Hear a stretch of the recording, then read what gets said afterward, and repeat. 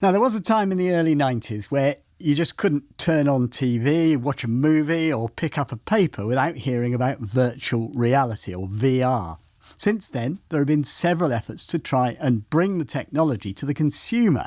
And that's happened to a certain extent. There are around 170 million users worldwide. But compared to the 2.5 billion gamers, you can see it's not quite reached the mass market yet. Ian Higdon is one of the video producers for Eurogamer, that's a video gaming website, and we asked him to record himself whilst playing Star Wars Squadron on his PlayStation VR.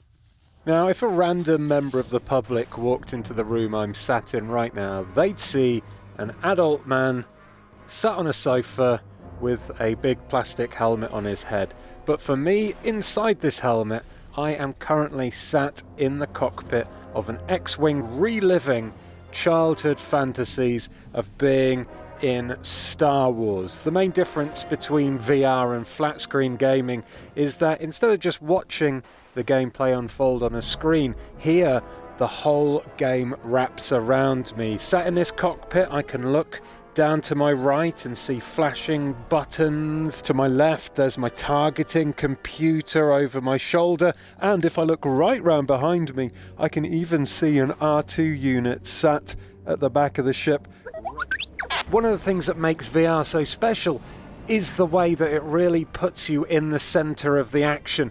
I have a TIE fighter to my right, which I've just targeted and shot at with my laser cannons, but I didn't manage to destroy it. Now, in normal games, once a TIE fighter had flown past me, it would be out of view going off the edge of the screen. But for me, I can crane my neck, I can look out of the cockpit and round behind me, I can follow where that ship is going, and it gives me such an awesome sense of presence as I swoop and dive and fly between various pieces of space debris.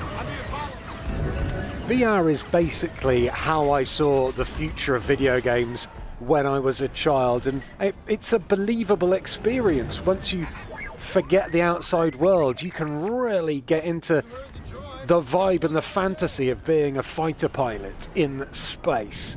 Come here, you. I'm a space Jedi. I'm flying through space, I'm shooting at TIE fighters, and I'm having the best time. Aren't I, R2? Yeah! Ian Higdon saving the day from his living room. I think he was having fun, wasn't he? Well, a Sony PlayStation with a headset and kit is more than £600. Other brands like HTC and Microsoft cost even more. But soon there'll be a new kit on the block, a wireless system that will cost £300. Louise Blaine is a gaming and tech journalist. She's also a fan of VR, self-confessed. Louise, that game that Ian's playing sounds very impressive, but what are the limitations on that?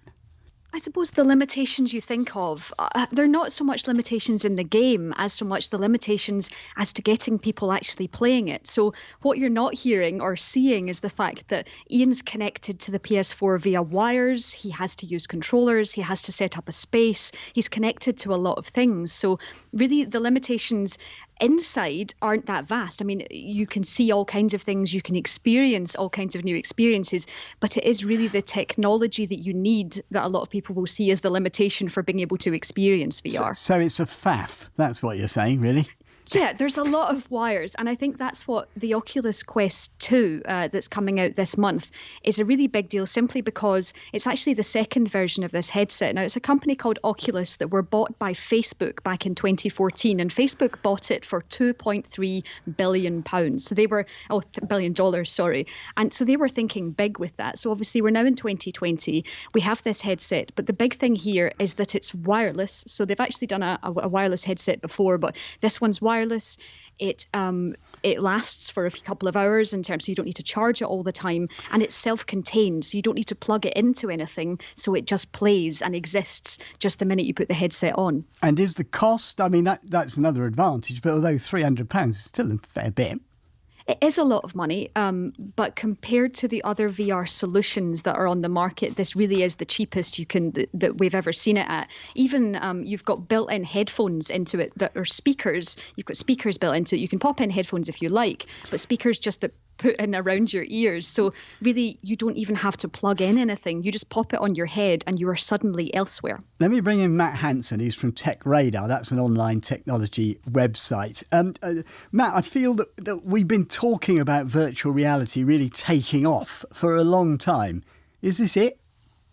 Yes, well, yeah, I was kind of there at the start, really excited to see what virtual reality would be able to offer us. And I think that the Oculus Quest 2 is probably the closest we've got to, but I've really struggled to manage my expectations and my disappointment with virtual reality in the past. Why? Well, as you said earlier, the faff was one of the main things I found was with certain headsets, you had to not only connect it to a PC via wires, but you also had to set up satellite units to record where you were moving. And I just found I couldn't be bothered to set it up. When I sat down to play a game, I just thought, having to shut away myself from the outside world, it was quite antisocial, especially if you have a partner or housemates or friends in the same room as you. So, and of course there was the price as well. Just it seemed to be incredibly expensive for something that I just found gathering dust, which really upset me. So could it replace traditional gaming? Well, I don't think so at the moment. I still think that by far the most exciting things at the moment for gamers are the upcoming PlayStation 5, Xbox Series X consoles, as well as NVIDIA's new graphics cards for PCs, and of course people playing on their smartphones. Louise, I mean, I suspect you don't agree with that. I mean, what do you mainly use it for? Well, actually, I use VR as fitness. So I play a game called Fit XR. So for half an hour a day, I do boxing in VR. So I basically, things come towards me and I punch them out of the way while a invisible trainer tells me to keep punching things. So I actually find it really good for that. But I think it's important to say that while it's good for gaming, it's also really good for educational purposes. A lot of universities, I think Glasgow University very recently has brought in a program for remote learning. And also people use it as treatment for things like phobias. You know, there's been studies done where people have experienced heights in safe environments, which have helped with phobias. And I think you do boxing on it as well, don't you? Yes, I do a lot of boxing. It's absolutely exhausting. I do look very silly while doing it, but it's a very good workout and I don't need to set foot in a gym. OK, Louise Blaine, Matt Hanson, thank you very much. People have been telling us their take on this. Ray Piggott says he's flown aircraft in VR for several years. That's very grown up. And the immersion is incredible. Adding his 3 and 5-year-old grandchildren, he said they love riding VR roller coasters surrounded by dinosaurs. Who wouldn't?